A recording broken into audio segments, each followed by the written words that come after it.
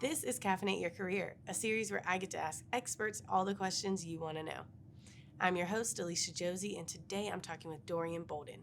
Dorian went from a successful career in finance on Wall Street to owning his own company called the Beyú Group. All right, well, I know you're a busy man, so thank you so much for being here with us today. We're going to get started with the rapid fire questions, so just as the answer comes to your head, just say it out loud. Okay. Thanks for having me. Yeah, glad to have you. So what is your favorite meal of the day? Breakfast, lunch, or dinner? Definitely breakfast. Breakfast? Yeah. That Scrambled makes egg. sense. Scrambled egg, cheese, toast. I'm just Southern, brother. Good bacon. Breakfast. Nice. And most used app on your phone? Most used app. It'd probably be like a three-way tie. I know it's gonna sound crazy. Between text messaging, Gmail, and then Toy Blast. Toy Blast? What's that? It's one of those little block games you just play and match them up. That's like my decompression I got it. app, right? So hence why it would fit within Gmail and text messaging and business. Cool. And the last one is, if you were to create a music festival, who would you have headline? Ooh, it's like two. Yeah, Outcasts. Okay. Yeah, it's like at the end of the day, Atlanta Falcons. I'm still an ATL boy from my heart, so would love to see an Outcast headline. So Cool. if for some reason they ever see this video, just hint, I'll come up with a festival if they'll headline it. Okay. Cool. And now just getting into your background a little bit so viewers can kind of understand all that you do. Can you share what the inspiration was whenever you created Beyú 13 years ago? Yeah. So, wow, 13 years ago, I was actually living in New York prior to coming down here, and went through a really troubled period of time where I lost my dad, and that period where I lost him unexpectedly kind of made me realize tomorrow isn't guaranteed. And so during that moment, I ended up moving to North Carolina to be with my girlfriend, now my wife. Best decision I ever made. And I think part of it was just always wanting to create this place where everyone could just be you and just be yourself, because part of it is, we're all here for a short period of time. And so how do you find that spot where you can always just come and be yourself and be you? And so, yeah, that was always the inspiration behind creating Beyú. And what was that process like of opening the business? So you moved down from New York, you got to North Carolina. Like, what was that process like? Did you know people in North Carolina who owned businesses who you could, like, go to and ask questions? No, not really. Yeah, it was definitely scary because I didn't know anything about being an entrepreneur. So I ended up reading this book. It was the blueprint, step-by-step instruction for the first-time entrepreneur. I can't remember the gentleman's name, but it was weird because it didn't teach me how to open a restaurant per se, but it reminded me that everything starts as one. And when I realized that, whether it was the first Domino's pizza shop or Nike started by selling one shoe, and so it kind of simplified the process as to be an entrepreneur, that you just have to start with one. So yeah, I came down here, started working at coffee shops, and just learning the business. So I was previously in finance, kind of worked Wall Street, ended up quitting my job to make coffee, which was kind of scared my mom and my girlfriend at the time. And so when I came down here and just wanted to continue that, I just started working on my business plan, and it just kind of became this, I guess, 4-year adventure of just learning how to make coffee, trying to find investors, learning how to write a business plan, and so forth. Awesome. And so I like that you mentioned the starting with one. Now you guys have 3 locations. So can you talk about what that expansion was like? Yeah. So actually 4. It's 4. 4 locations. Yeah. Okay. And that's the cool part, is not realizing how quickly we would have expanded. A lot of it even post-COVID. So we only had 1 location for about say 8 years, and then in 2018 we expanded onto Duke's campus. We opened up Beyú Blue Coffee, which was kind of a cool grab-and-go model, separate from the cafe side. So Beyú Caffè, the original flagship, was cool, live music, downtown staple living room, full service, great food. And though then, appreciate that, by the way, cup. Look, I didn't pay her for the plug, to say But yeah, in 2018, when we opened the grab-and-go model, it showed me just something different, and really loved that kind of grab-and-go Starbucks kind of model side. And so then COVID happened, which was just pure craziness. Of course, for our nation and the world. And so during COVID, we end up adapting. But it was during COVID we ended up opening up our third location, which was here at Bachart, RTP, Research Triangle Park area. And then soon after, our fourth location, we opened up at Duke Law School. Awesome. Wow, that's amazing. And can you talk about the Beyú Food Project? Yeah, so the Beyú Food Project stemmed really from our passion when COVID happened. And part of it was like, all right, all this craziness is happening. What the heck are we going to do? And we just kind of went back to the basis of like, how do you serve? I mean, that's really what all business is about, is how do you serve the community in some form and some fashion? And money is the byproduct. And so when COVID happens, it's like, okay, well, we're all about serving people. So we ended up shifting our restaurant to become a food production center, and we started serving frontline healthcare responders, kids to support Durham Public School System. And we end up supporting other restaurants by coordinating their meals. And we loved how we were trying to provide meals for our local economy and kind of cycle money back into our local economy to keep people employed. And it became a passion project because the thing was about serving healthcare workers and serving kids is that I ended up learning more about food insecurities. And then it was like, wait, all this time in the restaurant side of it, in the food and beverage industry, we all think about the glamorous side of going to your favorite restaurant, delicious meals, but how many of the employees are food insecure? Like, how many of them are not making a livable wage? And so we wanted to really get more involved into making sure that we could help address the people who just couldn't have a meal when they go home. And so since COVID started, over like 18 months, we served over 375,000 individual meals. And so that's kind of how this passion project became of like, okay, how do we continue doing this, of helping us to serve people and also serve nutritious meals at the same time. And so that's what the Beyú Food Project is all about, is trying to tackle food insecurity while also helping to address health outcomes that, help people live better, healthier lives. You mentioned earlier about working in finance before starting Beyú. Can you talk about how that prepared you to run a restaurant? Yeah, it actually prepared me better than I expected. So, my first experience in North Carolina, right, was, I'm a Blue Devil. I went to Duke. And so it was a little bit of a culture shock when I left Duke, went to New York, coming from Georgia. And so I worked on Wall Street as a financial analyst for, a major company. And it was fun. It was that whole life you kind of dream about when you see everything on TV. But then when I realized those skills were transferable, because when I was dealing with clients and dealing with investments, I knew how, when writing a business plan, how to approach investors when I wanted to raise capital for my own business. Even though I didn't have, say, experience into understanding a profit and loss statement or a balance sheet, I still understood the nature of how finance works. And so often, as I tell our leaders now, is everything goes back to your financials. I mean, they're the ones that tell a story. So when you think about creating a budget, when you think about understanding the revenue line item, and you understand what are your cost of goods and what that percentage is like, understanding finance is the key component to any business you run. That's probably the one thing that I wish more entrepreneurs would understand, is that you don't have to be a genius in finance, but you got to know the basic building blocks of if your business is successful or not. And I've gone through those ugly challenges too, where you think everything is great, but before you realize it, all the money's going out the back door because you're not managing the numbers and seeing the numbers of how your business is actually operating. Yeah. It's funny because a lot of the entrepreneurs that I've talked to have said, like, the challenge that they face is like bookkeeping. They're like, that's the not so fun side of it. So that's awesome that you had that background so you could utilize that.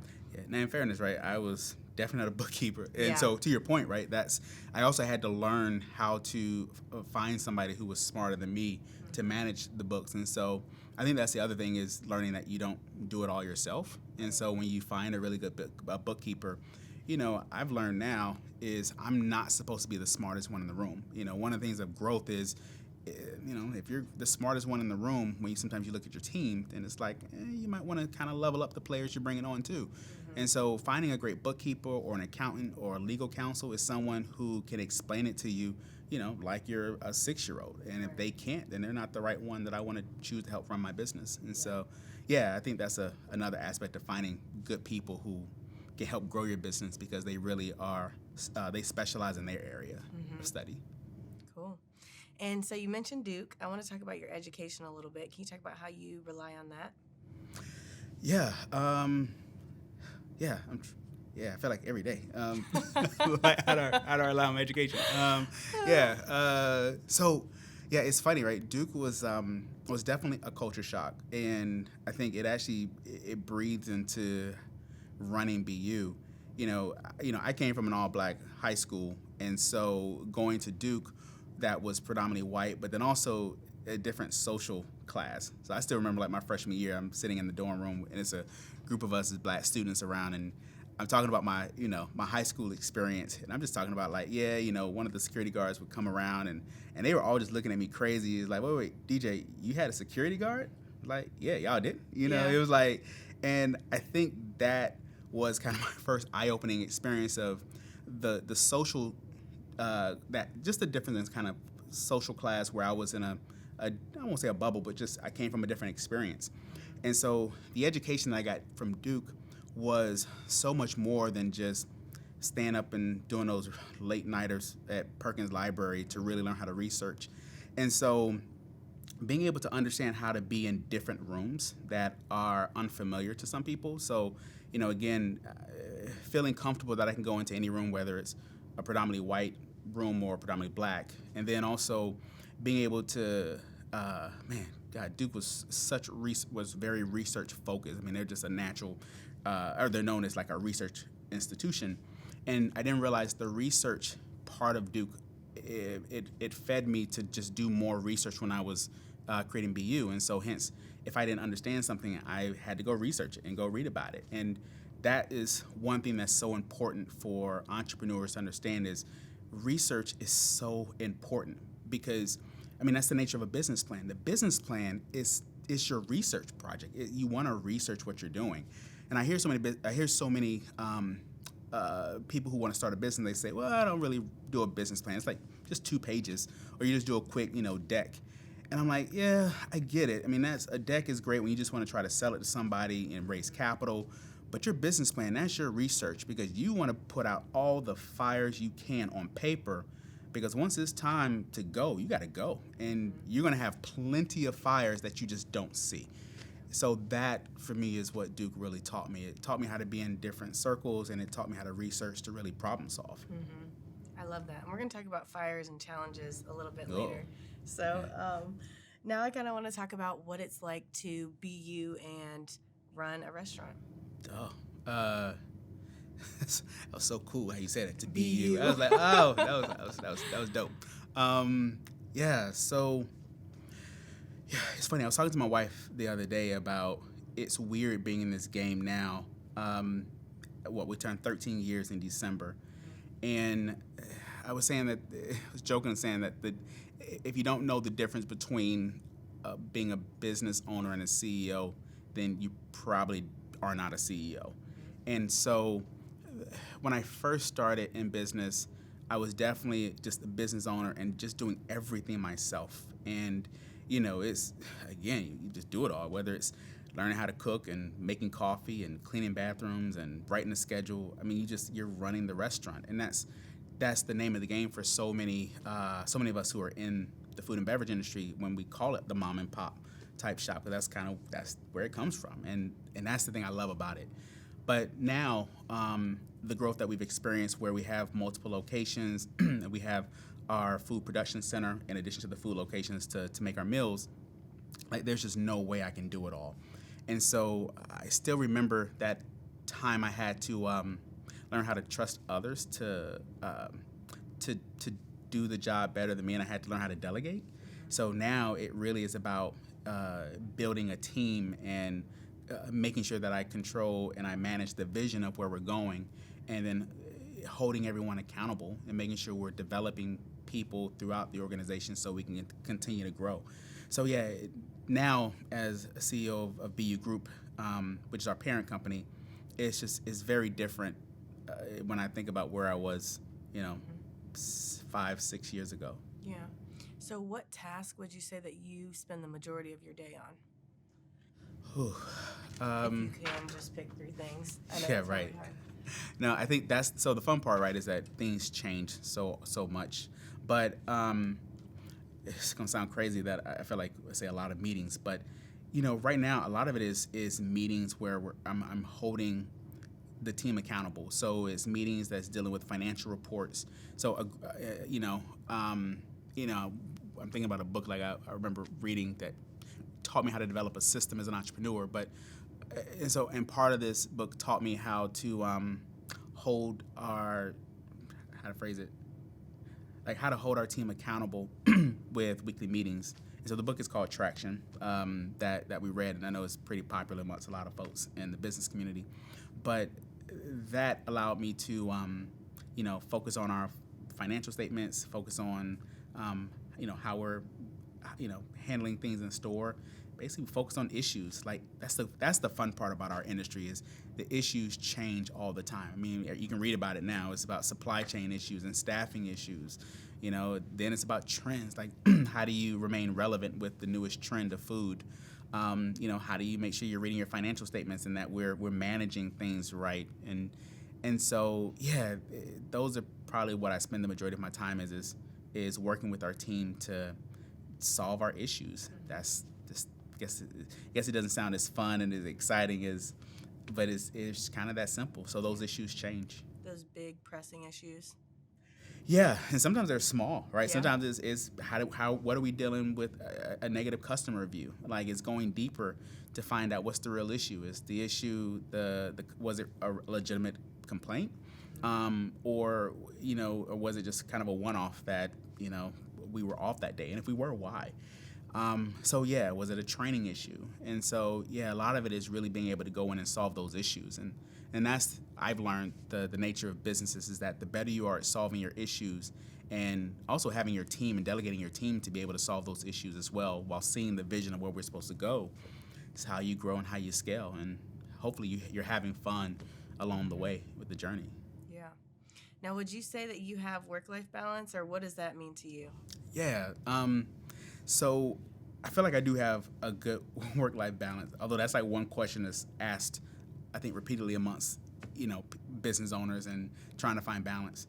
And, it's funny. I always go back to this quote by Jay-Z. He says, like, your grind and my grind ain't the same. And I had to come to terms with I enjoy what I do. And so my work ethic may seem like there's an imbalance. But, yeah, I mean, I take my kids to school a couple of times a week. I pick them up a couple of times a week. So thank God my wife shares that responsibility with me. I help my son with his homework. Some nights, I was just in Goldsboro this past weekend, seeing my daughter compete with YMCA. She's on the swim team. I go to my son's soccer games. So yeah, I make time for family, but I also have a crazy work life that I enjoy. And so it can seem like there is this imbalance, but it's fun. And I do feel like I have a good balance, but you kind of have to find what's best for you. Yeah. So what would you say is something that you were really surprised to learn whenever you started out owning a restaurant? Something I was surprised to learn when I first started out. Yeah.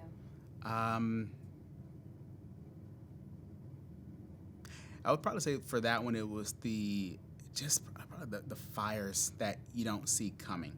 That's why I say, going back, before, about why a business plan is so important, because you're problem solving. Like any business owner, any CEO, like you have to problem solve. And so the variations of different problems that come your way was just like, Jesus, this thing won't stop. Like, okay, here's something, and it comes from a wide range of, first it's construction type issues. It's like, okay, how do I make sure I'm within budget? Or, okay, we can't get this sort of, we got to get through the health inspection, and then we have to try to figure out how we're going to market and open our doors, and then there's an equipment issue, and then there's a staffing issue, and then I think the multitude of problems that just kept coming from out of left field was the thing that surprised me the most, because nothing prepares you for it.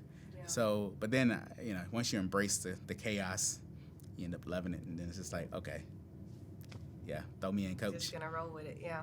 Be you. So, what are some of the challenges that you often face today? Yeah, it's funny. I think one of my old chefs, when I first started, she helped me get the business off the ground. And she said, in business, you're going to find in the food and beverage industry that the problems don't get easier. You just learn to handle them better. And there's so much truth to that, because it's still the same problems from before. They're just bigger problems and maybe one or two extra zeros behind it that you got to handle it. And so, now it's still having to focus on staffing issues, especially in this time post-COVID, which is a very unique time to try to, really grow restaurants. Another one is seeing how the trends have changed. Being in business for over 10 years, it's really cool to see how it's becoming a more values-based approach to attract team members, that everyone's not motivated by just money anymore. And so it's like, well, what are your sustainable efforts? Do you have sustainable practices? Are you, do you provide some sort of remote work? Do you have technology integrated into making it easy for people to communicate? Do you really uplift to, do you live up to your values that that you preach in your organization? And so I think those are the newest challenges that I'm seeing, that I'm also embracing and enjoying. Because, otherwise I guess it'd be boring. Yeah. And I feel like it's so important, like especially right now with everything that's going on with hiring and things, to have those things that you offer, like you said, remote work and those type of things. People like really care about that, especially right now. So it's really important. Yeah, I was actually surprised at how high that ranked. I think Business North Carolina recently came out with like some of the best businesses, like top businesses to work for, both small size and mid-sized businesses. And I think all of them, remote work was like one of the things that were praised by team members. And, and it's challenging because, when you think about the working class versus, say, the working professionals that can work from home, restaurants and the food and beverage isn't the same. Like, people have to kind of come to work. And so we're not always able to offer the same thing, say, like in a corporate office.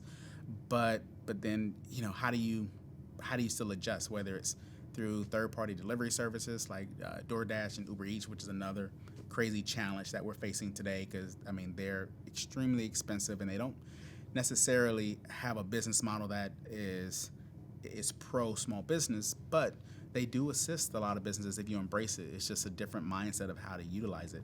So understanding, the food and beverage industry just is a unique model that you have to approach it differently than sometimes the more traditional corporate businesses that it's just by it being different in nature.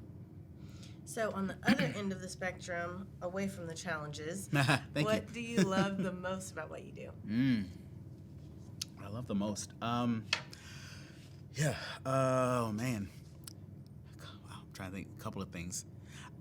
I probably say it's kind of a toss-up. One is I love continued collaboration with people. Like the coolest part about, it's gonna sound crazy to say the coolest part about COVID, but because COVID, of course, was terrible. But in those dark times, it was cool to be able to collaborate with so many great people. We collaborated with Duke Health Systems, we collaborated with the Chamber of Commerce, we collaborated with a number of small businesses. Oh my God, we collaborated with nonprofits and community healthcare workers.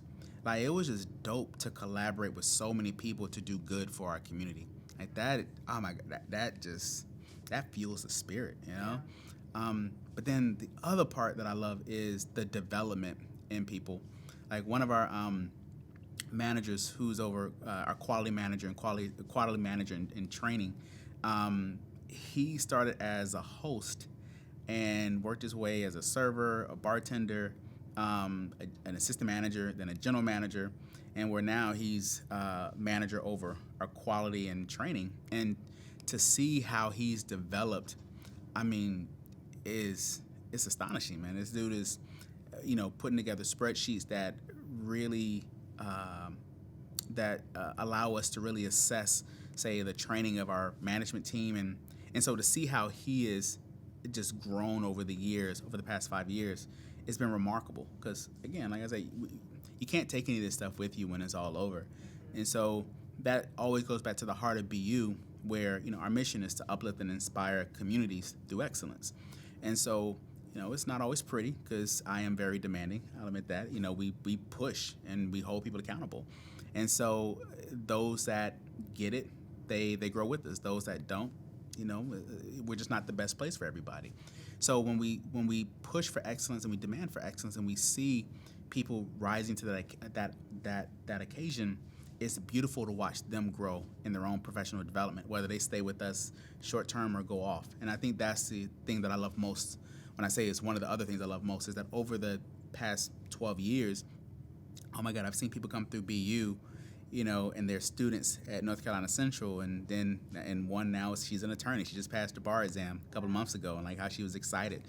Somebody else, when I first started, he had this kind of this family recipe that he would kind of let the staff drink after a shift, and it was this cool little beverage, and now he's selling it at the ABC stores and has his own business. It's just, that's the cool part, is seeing people grow, where again, we're a stepping stone for some people or a career path for others. I love that. Okay, so now we're going to go into advice for people who think that they might want to do something like this. So first question I have for you is, do you think that there are key success factors? Yeah, so it's going to sound crazy. So like the one big key is always going to be like, are you profitable? I mean, it's, we talk about a world we live in terms of capitalism, but if you're not profitable, then you're going to be out of business. So I think there is this piece that we have to make sure is a business profitable, that it can create jobs for others.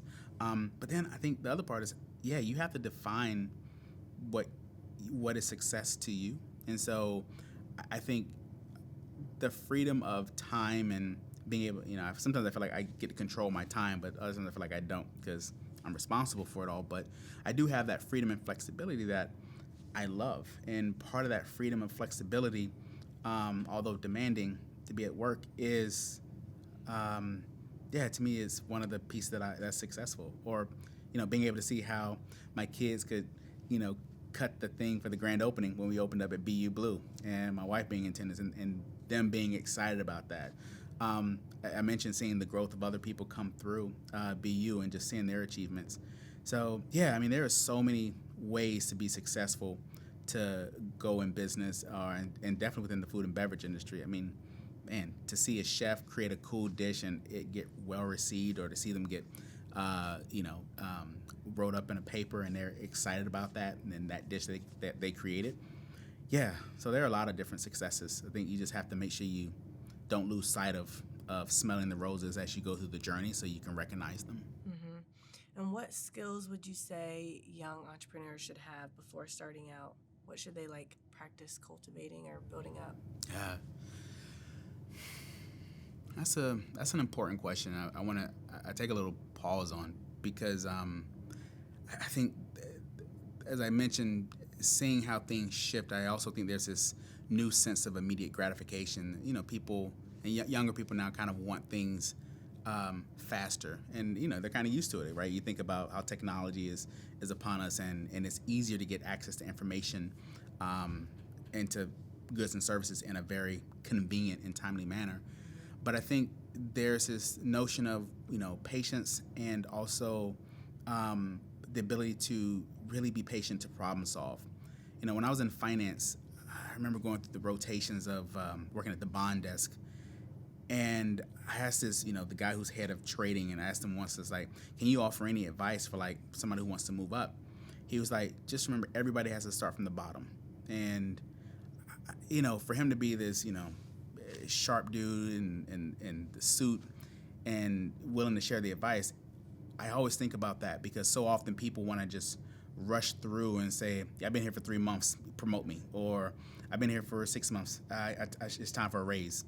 And they don't have necessarily the other, I wouldn't say necessarily maturity, but the experience to justify the need for a new title or the need for more money. I think there's a level of patience and experience that goes in. And so I think being able to problem solve and not be afraid of failure and understand that failure comes with the job and with the territory, I think is one of the best things that young people can really learn, is to get out there and don't be afraid of failing. Failing is just one way of not doing it. Get back up and try it again, but you have to be patient, and it doesn't come fast. And do you have any tips for people whenever it comes to productivity? Yeah, one that I think no matter how old you get, it's the same one as learn from other people's mistakes. And as a good friend of mine says, it's okay to dent the car, just try not to wreck it. And I think that goes back to, it's okay to get out there and make mistakes. It's okay to dent the car. One thing I've learned from great mentors is that I look for people that you got to make some mistakes. I mean, nobody's perfect.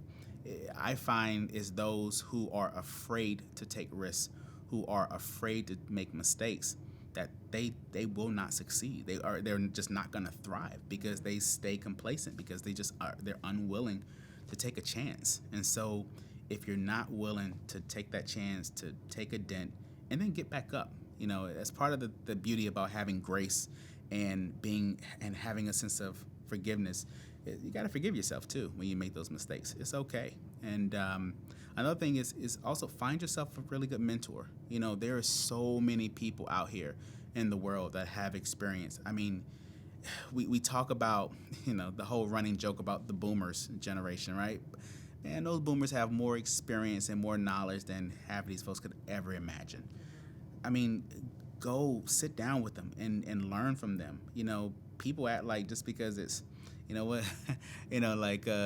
everything is so new and so trendy. I'm like, man, time revolves, man. It always repeats itself. The same problems that, you're going to face in your 20s, that dude who's 50, he faced the same thing. And same thing with, the struggles are always kind of reinventing themselves in a new way. And so I think if we're willing to seek advice from others and don't write it off as they don't know any better, it's one of the things that I've been very blessed and fortunate, because I loved listening. I was a sponge. And I think more young people should really tap into their senior communities and just really tap that wisdom and learn from them. How would you say people could find mentors? You think LinkedIn is the best way, like finding somebody who maybe went to your high school or went to your college and works in an industry that you're interested in, and just reaching out that way? Or what do you think? Great question. Yeah, I mean, LinkedIn, believe it or not, is one way of just reaching out. The other one too is getting involved. If you're involved in, I think about, like, as silly as it is, right? When you're in school, you get into all these various clubs and activities, but that's the same thing that you should still be doing. It's like, so are you involved in any sort of nonprofit endeavors? There are so many problems out there that if you have a passion for something, get involved in some sort of community effort that is associated with it. Almost every industry, I don't care if it's food and beverage, entertainment, sports, every industry has a nonprofit component of people who are in need. And the irony is, the vast majority of mentors and people with the knowledge, that's where they are, because they care enough to give back. And so, but oftentimes, man, people are just more concerned with, and again, I have my own shows, I get it, but, I'm going to binge watch and spend most of my time and watching TV, or I'm going to spend less time, maybe reading a book, or, I'm going to spend more time on the phone. I think that's when you asked earlier about what I worry about, is that piece of, again, immediate gratification of, it takes time to have to go and spend your Saturday over the course of 3 months and 4 months to get to know somebody. It's a relationships game. That goes back to Beyú.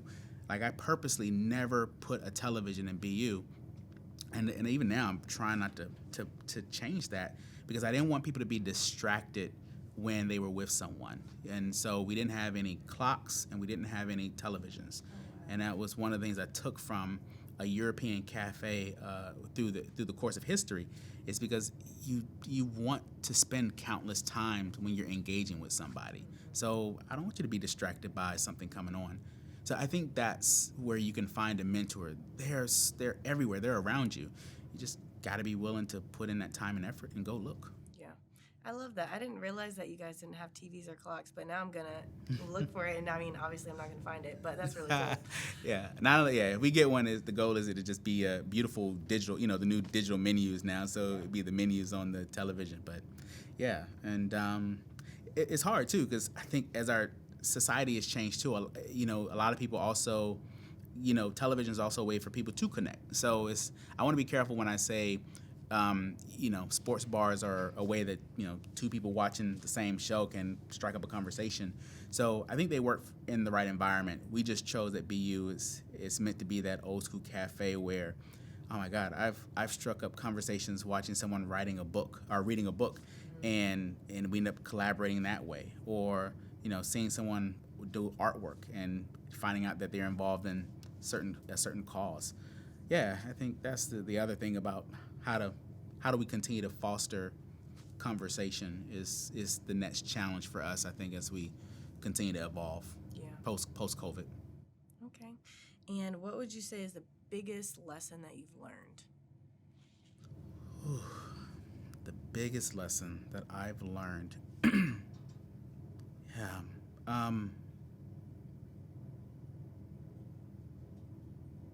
The biggest lesson that I've learned, and there are so many, so I kind of try to summarize this one, is that the true hallmark of being an entrepreneur and a visionary, and I feel like Steve Jobs incorporated this so well, is you really have to learn to trust yourself, that no one is you. No one's going to do it the way you do it. And own it. Own that. If you are who you are. That's what I love about BU, is that every one of us is born with a unique brand of just greatness from the divine. All of us. None, what is it, fingerprints? No two fingerprints are the same. And so I think being able to own who you are and then take that into whatever your endeavor is that everyone's not going to rock with you the same way. Some people they're going to be short term. They just aren't going to be willing to hang with that grind based on where you want to go. And you have to be okay with that. And it's hard. And that's one thing I hear from a lot of successful entrepreneurs, that it's very hard to grow when you want to bring people along with you who just don't want to go there with you. And so I've had to learn, for me, the biggest lesson has been to accept that not everybody is going to be along for the ride, and then enjoy the moments that they are with me, so that, those that, decide to get off, I wish them well when they get off, and pray that they continue to have a blessed life wherever the journey takes them. And then those that continue to rock with me and grow with me, we gonna have fun together, and, until my song is over. Yeah. Cool. And then do you have like an aha moment that you can remember where you're like, oh my gosh, like something just clicked, light bulb went off? Aha moment. I'm going to say aha moment in terms of as to what feeling, as to what results you mean, I guess. Just related to your business, like maybe you had a moment where you're like, aha, we need to add this to our menu. Like, everybody's asking for this. I just thought of the perfect menu item, or... Yeah, so it's funny, right? The aha moments, they happen all the time. That's the fun part about being a visionary and an entrepreneur. Aha moment was, man, we should do like a sustainability effort, and started looking into shipping containers for a coffee shop. Then all of a sudden, this opportunity came up with Boxyard. And it's like, aha, we need to be in Boxyard. Like, it's just, and then meeting the people there, it was just so dope, and it just seemed to work.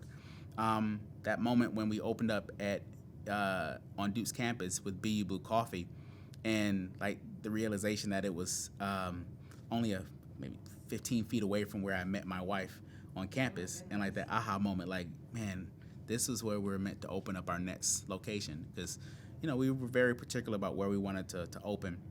So yeah, I'm learning, staying in tune with my gut and just the flow of the day, which is why I have to try to keep that workplace balance we were talking about earlier, so that I don't ever lose sight of that. Even if that means I need to take a vacation and just do self-care, man, and just do some meditation and relax and unwind.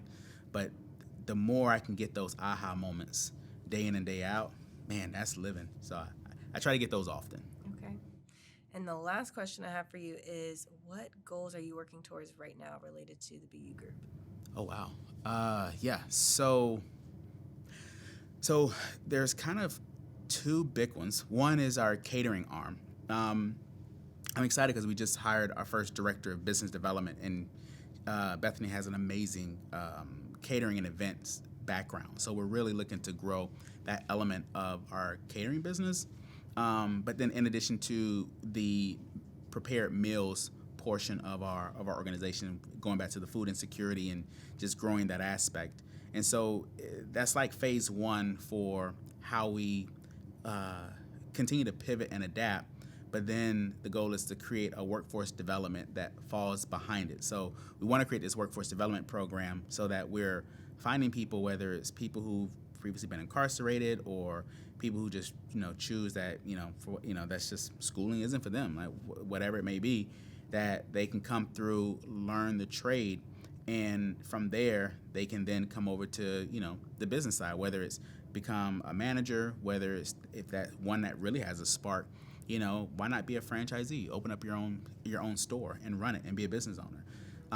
That's the stuff I'm really excited about. And so it's creating a foundation and a business model that we can then create that link to really help tackle food insecurity.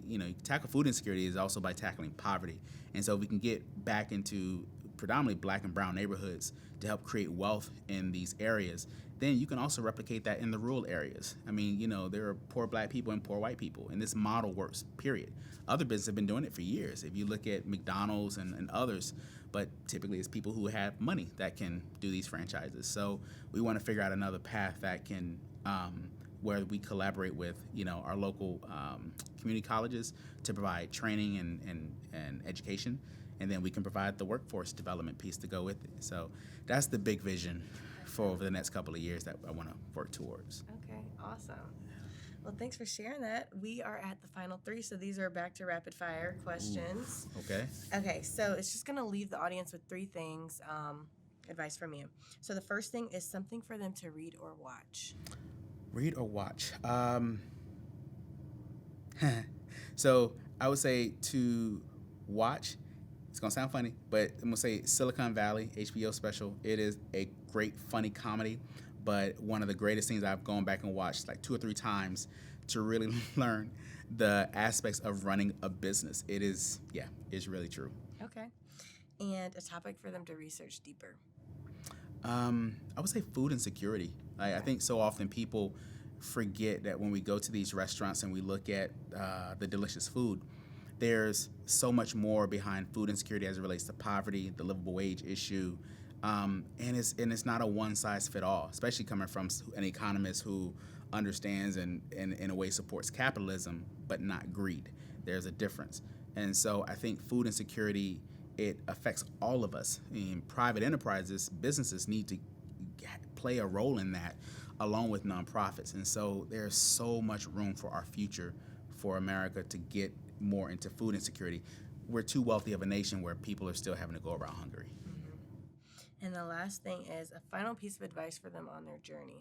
A final piece of advice is, I always go back to one thing I've learned. Decide that you want it more than you're afraid of it. Period. That's deep. That was a good one to end on. Well, thank you so much for being here with us today. I really think your advice is going to help a lot of people. Thanks, Alicia. Yeah, thanks again for having me, man. Yeah, you're natural too, man. So I look forward to watching you on the, next big time cable network or whatever. I don't know about you know how you got the whole little thing. Like, you look like, again, you got the look. So just remember us small people when you continue to rise. Oh, thanks. Thank you so much for watching. Be sure to like and subscribe. And to see more Caffeinate Your Career episodes, click the link on screen.